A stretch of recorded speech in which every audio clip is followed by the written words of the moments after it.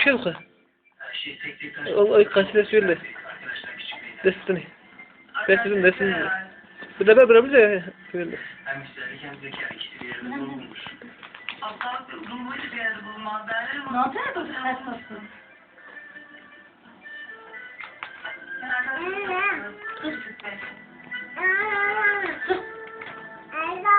Sus. Ne çokuyorsun demek? Ağacını çokmuyor. Ama ne koyuyor?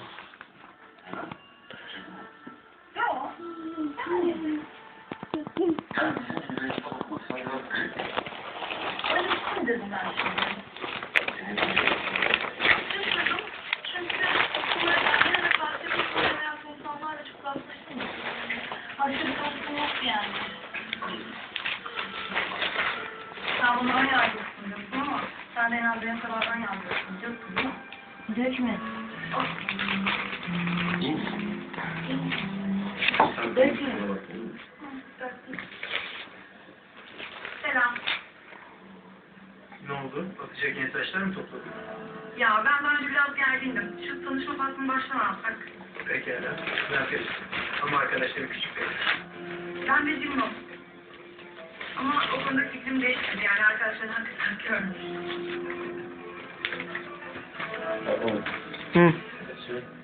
Diğeri.